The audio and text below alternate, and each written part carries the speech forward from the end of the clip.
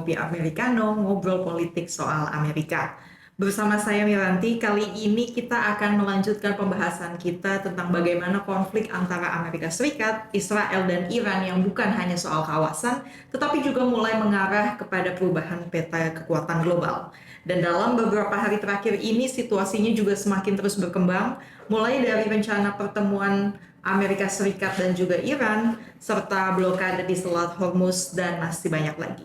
Pertanyaannya, apakah ini akan menjadi fase baru dalam rivalitas antar negara tersebut? Hari ini kita akan melanjutkan diskusi tersebut bersama narasumber saya hari ini, seorang pengamat politik luar negeri terutama Amerika Serikat, Pak Didin Nasiruddin. Terima kasih Pak Didin sudah kembali bergabung.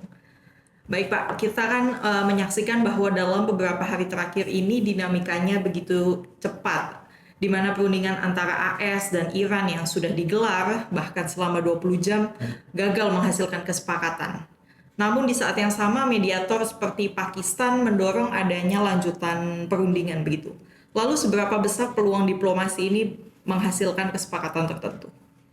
Bagi Amerika Serikat, saya kira ini merupakan deadline yang memang harus dilewati ya. Jadi kalau mereka menganggap perundingan gagal dan kemudian harus berlanjut, itu sesuatu yang secara politik tidak bisa diterima, karena seperti kita ketahui bahwa pada bulan November Amerika akan menggelar midterm election.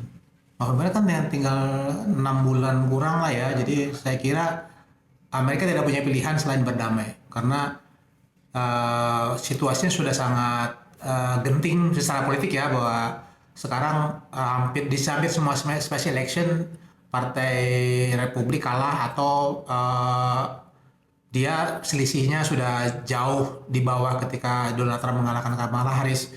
Jadi tidak punya pilihan lain, mereka harus berdamai. Perang berarti mereka akan hancur lebur di midterm election. Berarti cepat atau lambat Amerika Serikat mereka tidak mau punya tidak pilihan. mau mereka ya. Baik Pak, kalau kita tarik dari jawaban soal peluang diplomasi, tapi di lapangan yang kita lihat justru adanya eskalasi di mana Amerika Serikat mengerahkan lebih dari 10.000 personel militer begitu. Terus juga melakukan blokade terhadap jalur keluar masuk Iran. Apakah langkah ini bisa dikategorikan sebagai bentuk perang terbuka meskipun belum ada deklarasi resmi? Jadi pengerahan pasukan itu menurut saya bukan dimaksudkan untuk perang terbuka, karena perang terbuka itu kan sangat berisiko tinggi lah. Apalagi di Selat Hormuz kan sangat sempit, sehingga kalau ada pertempuran di area yang sangat sempit itu, maka resiko bagi tentara Amerika sangat tinggi. Seperti kita ketahui kan, bahkan ketika kapal induk Amerika yang jaraknya jauh pun bisa kena rudal, kan apalagi sekarang hanya beberapa puluh sampai ratusan kilometer aja itu akan sangat rentan lah dengan serangan Iran. Jadi kalau menurut saya pengerahan itu kan lebih untuk memberikan tekanan kepada Iran agar mereka lebih mau berkompromi. Istilahnya dari di sana, maka diharapkan Iran akan lebih mau menerima terms yang ditawarkan Amerika. Karena selama ini kan memang Iran mengatakan bahwa Amerika itu bukan negosiasi, dia mendektikan kehendaknya sih yang nggak mau gitu. Sehingga dengan ada tentara di sana, maka diharapkan Amerika berharap bahwa Iran akan lebih banyak memberi kompromi lah terhadap yang mereka inginkan. Ya, baik Pak. Kalau kita melihat dalam eskalasi antara Amerika Serikat kemudian negara-negara Timur Tengah ini, memang salah satu fokus terberatnya adalah di Selat Hormuz ya Pak, di mana yang menjadi jalur sekitar 20% distribusi minyak dunia. Dan begitu eskalasi ini meningkat, harga energi dunia langsung melonjak tajam. Apakah yang kita lihat ini sekarang merupakan perang ekonomi dunia gitu? Jadi dampaknya justru lebih besar daripada konflik militernya sendiri. Ya, harus diketahui bahwa dampak ekonomi jauh lebih besar daripada dampak militer ya. Kalau militer kan hanya kan lebih banyak kerusakannya pada Iran gitu kan, dan sebagian kecil di wilayah Teluk dan Israel. Tetapi dampak ekonominya kan dengan Selat Hormuz tertutup, maka penurunan suplai minyak ke dunia otomatis akan membuat harga-harga meningkat, harga minyak dan harga barang-barang lain meningkat, seperti yang terjadi di kita lah sekarang. banyak toko-toko sekarang sudah mentarifkan, misalnya sekarang plastik sekarang dihargai 2.000 misalnya Iya, kan. iya. Naik Atau jauh banget. toko-toko yang sudah tidak mau lagi memberi kantong plastik. Kalau dulu kan alasannya karena masalah, sekarang alasannya karena plastik lagi mahal kan. Kan tidak hanya minyak, tapi petrokimia yang juga untuk dibutuhkan untuk produksi plastik, tidak hanya plastik untuk berumah tangga, tapi plastik untuk industri gitu. Jadi itu tidak hanya minyak, tapi juga industri lain akan terdampak juga dengan adanya perang yang terus berlanjut atau blokade Strait Hormuz. Baik, Pak. Lalu di tengah ketegangan ini muncul perkembangan yang cukup mengejutkan banyak pihak itu, di mana untuk pertama kalinya sejak tahun 1980-an Israel dan Lebanon melakukan pembicaraan yang dimediasi oleh Amerika Serikat. Apakah ini peluang menuju stabilitas politik atau memang hanya diplomasi simbolis saja?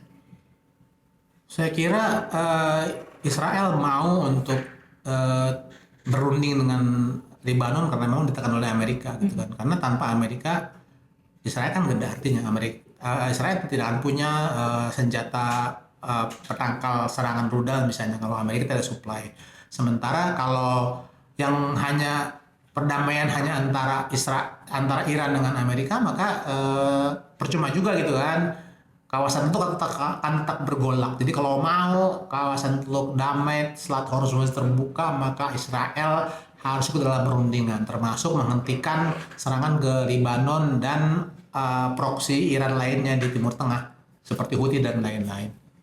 Baik, kalau kita melihat selain fokus di harga energi dan minyak, kita juga melihat bahwa isu pengayaan uranium menjadi salah satu titik kebuntuan gitu dalam negosiasi. Amerika bahkan mengusulkan untuk agar Iran menghentikan pengayaan selama 20 tahun. Lalu apakah masih realistis gitu? Apakah masih mungkin mencari titik tengah dari isu tersebut, Pak? Ketika Israel masih dipimpin oleh orang-orang yang moderat dalam perundingan dengan Amerika terkait nuklir ya, itu masih realistis karena Larijani dan pemimpin lain yang moderat, mereka mau berkompromi, termasuk penyerahkan stok uranium yang mereka punya gitu kan. Karena kalau memang Iran membutuhkan uranium itu untuk energi, itu kekayaannya tidak harus 60%. Reaktor-reaktor nuklir itu untuk pembangkit ya, itu 20% aja sudah sangat tinggi gitu. Jadi kalau menurut yang saya pelajari, uranium untuk bahan bakar PLTN tuh cukup 5% aja pengayaannya. Jadi saya kira kalau memang Iran nanti bersedia untuk hanya memfokuskan pada PLTN dan pengayaan sampai 5%, saya kira tidak akan ada masalah. Dan mungkin problem sekarang itu adalah dengan strategi dekapitasi Israel yang membunuhi para elit tentara dan pemerintahan Iran, sehingga semakin banyak pemimpin Iran yang moderat yang dibunuh oleh Israel. Iya. Jadi sekarang mayoritas pemimpin Iran yang masih tersisa itu orang-orang mungkin orang-orang garis keras yang tidak susah untuk berkompromi. Jadi kalau benar sih kalau Amerika membiarkan Israel tetap melakukan aksi militer sementara dia mau berdamai dengan Iran, akan sia-sia karena ketika semakin banyak pemimpin Iran yang dibunuh, maka akan semakin sedikit pemimpin Iran yang mau bernegosiasi dengan Amerika dan Israel. Iya, baik. Kalau kita melihat konflik ini kan cukup menjadi perhatian dunia begitu ya Pak, termasuk menarik reaksi dari Cina misalnya yang mengkritik blokade yang dilakukan AS, kemudian juga Eropa yang sudah ambil ancang-ancang begitu. Apakah konflik ini sudah menjadi tidak hanya antara Amerika Serikat dengan Timur Tengah, tapi juga sudah menjadi melibatkan negara besar di dunia begitu Pak? Secara militer kan hanya Amerika, Iran, Iya. proksinya dan Israel gitu kan. Tapi secara ekonomi itu sudah seluruh dunia, termasuk kita pun yang mungkin secara konsumsi energi tidak sebesar Eropa atau China gitu kan. Kita udah merasa ya kan Meskipun Indonesia menangguhkan kenaikan harga BBM dengan banyak pertimbangan lah, terutama pertimbangan politis gitu kan. Tapi tetangga kita Malaysia, kemudian Filipina yang saya tahu kan kenaikan harga BBM-nya udah di atas 50%. Jadi ini udah terasa di seluruh dunia dan Indonesia mungkin menangguhkan karena menganggap bahwa sepertinya konflik ini tidak akan lama lah, mungkin tidak akan lama akan berakhir. Jadi itu mungkin alasannya. Tapi kalau kita mengatakan ya, konflik ini sudah mendunia, iya, secara ekonomi ini sudah mendunia. Tetapi kalau misalnya apakah konflik ini akan mengundang keikutsertaan militer dari negara di luar yang terlibat tadi itu saya kira enggak. Tetap bahwa secara militer yang akan berseteru hanya Amerika, Iran, Israel dan proksi-proksi Iran di Timur Tengah. Kalau sampai titik ini, posisi Indonesia sebaiknya seperti apa, Pak? Apakah harus bereaksi demikian juga mengkritik pemerintah AS atau Saya kira mungkin yang lebih bagus itu kan sebenarnya Indonesia terlibat secara aktif untuk melobi PBB. Karena saya melihat bahwa PBB kan tidak terlalu aktif ya sebagai lembaga dunia itu. Malah mengadakan Pakistan yang di belakang ada Iran, ada Rusia, ada Eropa secara langsung. Harusnya konflik yang sangat kritikal ini melibatkan PBB yang kemudian mengajak negara-negara lain termasuk Indonesia untuk terlibat aktif menekan semua negara yang sedang berperang agar segera mengakhiri perang mereka dan menciptakan kompromi yang menguntungkan semua pihak. Baik. Kalau kita melihat kan konflik ini sangat berpengaruh terhadap persediaan minyak dunia gitu ya Pak. Dan dalam jangka panjang mungkin saja ini bisa mengubah arah kebijakan energi di dunia. Apakah ini bisa menjadi titik balik gitu bahwa dunia tidak lagi bisa bergantung pada persediaan energi di Timur Tengah? Di atas kertas kan persediaan minyak dunia itu secara umum kan masih bertahan hingga 50 tahun lagi kan. Tapi 50 tahun itu kan sebenarnya tergantung apa kita melihat lama atau singkat. Kalau bagi pebisnis minyak 50 tahun lumayan lama lah. Oh lumayan nih saya bisa menjual minyak 50 tahun gitu kan. Tapi bagi umur dunia kan 50 tahun masih singkat. Karena kalau saya sebagai orang sains kan belajar bahwa bumi ini akan kalau kita sebut kiamat atau terserah akan hancur tuh sekitar 2 miliar tahun. Jadi 50 tahun 2 miliar tahun itu lama banget gitu kan. Sangat singkat lah dibandingkan dengan 2 miliar tahun bumi akan eksis gitu kan. Jadi mau tidak mau menurut saya ini memberi kesempatan bagi Indonesia juga agar kita mulai memikirkan janganlah tergantung pada minyak bumi gitu kan, gas dan BBM kita mulai diversifikasi karena kan Cina contohnya udah beri contoh. Cina itu kan saat ini sudah 40% energinya sudah energi ada energi matahari, kemudian angin, kemudian nuklir dan lain-lain. Jadi sudah waktunya bagi Indonesia untuk mulai mendiversifikasi energinya agar ketika ada konflik seperti yang terjadi kita sudah tidak terlalu tidak terlalu kaget lah, tidak mengganggu aktivitas kita sehari-hari. Iya. Kalau kita melihat semuanya ya Pak, mulai dari blokade, kemudian perang antar negara, kemudian juga gangguan dalam persediaan energi global, kita kan melihat eskalasi yang cukup cepat gitu. Lalu seberapa besar resiko konflik ini berkembang menjadi perang regional atau apakah berpotensi menjadi konflik global?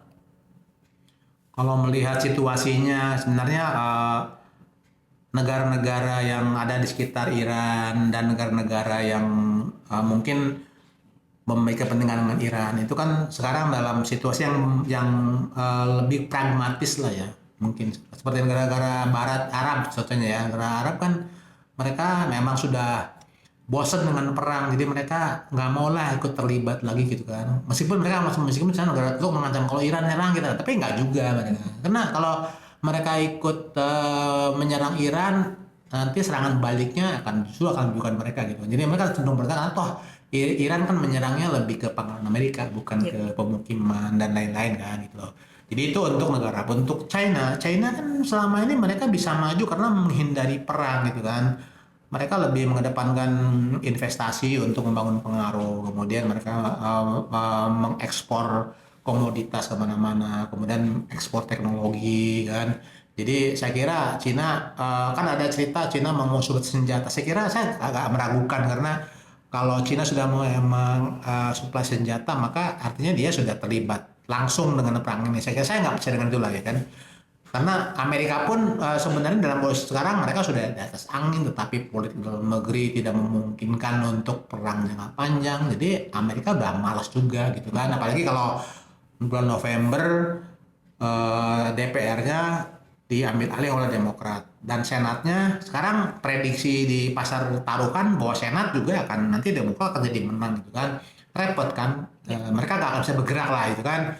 Dan Eropa jelas dia dengan Ukraina, saya mau Eropa, Rusia sudah sibuk di Ukraina gitu kan. Jadi mereka nggak mau lah terlibat, kita udah capek nih ngurusi perang yang satu ini, udah capek apalagi ngurusi ini. Jadi mereka mereka tidak boleh berpangku tangan. Mereka harus melobi PBB untuk agar perundingan antara Amerika itu bisa berlangsung secara adil ya. Jadi jangan sampai Amerika menekankan, mendikte termsnya terhadap Iran, dan Iran pun jangan memaksakan diri untuk bisa, misalnya untuk soal pengayaan itu mereka harus mau berkompromi lah ya. Yang penting secara ekonomi mereka blokadenya dihentikan, mereka bisa menjual minyak, mereka bisa membangun mobil negaranya dan hidup damai dengan negara tetangga. Saya kira itu bagus bagi seluruh dunia lah. Iya. Lalu kalau kita melihat isu ini dari secara keseluruhan gitu ya Pak, mulai dari diplomasi yang mungkin bukan gagal, bisa dibilang tertunda begitu, kemudian tekanan militer meningkat, kita melihat bahwa ini bukan hanya konflik regional tapi juga perubahan struktur kekuatan dunia begitu. Apakah kita sedang menyaksikan lahirnya tatanan dunia baru yang lebih multipolar gitu Pak, terutama dengan keterlibatan tadi Cina, Eropa? Sebenarnya ketika ada perang tarif di mana Amerika memberlakukan tarif resiprokal untuk hampir semua negeri dunia itu sudah mulai berpikir ulang tentang hubungan mereka dengan Amerika. Contohnya Kanada dan Meksiko, mereka kan dikenai tarif yang lumayan tinggi kan, padahal mereka dengan Amerika ada perjanjian perdagangan bebas. Kan kadang-kadang mikir, kok bisa sih kita mitra dagang yang masuk dalam kesepakatan perdagangan bebas, tapi justru kita dikasih tarif yang lumayan besar itu kan. Akhirnya Kanada kan yaudah kita akan ngobrol dengan yang lain dah, dengan Eropa, dengan Asia, membangun aliansi baru sehingga kita dan tanpa memiliki Amerika, sehingga udahlah Amerika kita lupa Amerika. Sama juga gitu. Eropa mulai ngobrol dengan mana, kemudian Cina juga bikin tidak menjadikan Amerika sebagai fokus ekspor mereka juga kan. Kayak Amerika kan ditawarin mau beli minyak dari Venezuela atau Amerika nggak mau juga, udahlah kita kan ada opsi dari Rusia dengan Cina itu mereka sudah punya jalur perdagangan minyak yang tidak melewati laut, lewat darat udah bisa. Jadi udahlah kita nggak terpengaruh gitu loh ya kan. Jadi saya kira memang secara sebelum perang Iran ini terjadi, multipolarisasi dunia itu sudah terjadi, apalagi sekarang kan gitu. Jadi kalau kita lihat tuh Amerika itu udah bikin negosiasi, tahu lagi negosiasi akhirnya diserang gitu kan. Sehingga kita nggak percaya dengan Amerika ngajak negosiasi, tetapi tengah-tengah itu dia menyerang, berarti kita bisa dipercaya gitu. Jadi memang mau tidak mau dunia sudah mengarah ke di mana Amerika sudah lagi bukan menjadi mitra yang penting lah bagi siapapun. Ya. Lalu dari negara-negara berkekuatan besar, siapa Pak yang berpotensi bukan menggantikan posisi Amerika sih, lebih ke siapa yang mungkin lebih diincar gitu oleh banyak negara untuk mungkin perdagangan dan pusat ekonomi? Mungkin tidak akan menggantikan ya, karena kan masing-masing tuh punya, kayak sekarang contohnya ya di bidang teknologi gitu kan. Contohnya misalnya Pak, chip itu kan itu merupakan kerjasama atau kolaborasi dari banyak pihak gitu kan. Cina, Taiwan, Eropa, sama Amerika. Jadi Amerika tuh misalnya perusahaan-perusahaan chip Amerika itu kan sebenarnya mereka hanya mendesain. Mereka punya mendesain, hanya paten. Kemudian untuk bikin wafernya istilahnya kan, lempengan apa kita nyebutnya, punya wafernya lah ya, itu lempengan silikonnya itu diproduksi oleh perusahaan Eropa, kan. Kemudian dibikin chipnya di mana, di Taiwan, ya kan. tapi testing sama pengemasan di mana di China. Iya. Jadi memang dunia itu tidak ada satu area, satu region atau satu negara yang dominan. Memang semuanya harus bekerja sama. Karena Amerika kalau bikin pabrik di Amerika, emang Amerika bahan untuk komponen dari mana? Iya. Kan dari Cina. Bangun komponen Amerika lah nggak bisa lah high cost, mau jual berapa tuh gitu. Kira-kira gitulah bahwa kita tuh sudah dalam dunia yang memang interconnected, saling membutuhkan, jadi pertahankanlah itu kan gitu loh. Cuma tinggal nanti kalau merasa kurang fair ya tinggal ngobrol Iya, aja iya. sebenarnya kan. Jangan misalnya jangan harus istilahnya zero sum game lah, satu harus kalah gitu. Gak ada kalah menang, semua tuh didiskusikan, kompromi sehingga kita berada di dunia yang damai. Iya, baik. Menarik sekali Pak pembahasan kita hari ini, bahwa kita melihat konflik di Timur Tengah ini tidak hanya melibatkan, berdampak gitu terhadap negara-negara yang terlibat, tetapi justru mengubah tatanan arah dunia. Kita tentu berharap bahwa konflik ini tidak berkembang menjadi konflik yang lebih besar. Terima kasih banyak Pak Didin Terima atas kasih, Mirandi. analisanya hari ini, dan terima kasih juga pemirsa yang sudah menyaksikan Ngopi Americano. Saya Miranti, sampai jumpa di episode berikutnya.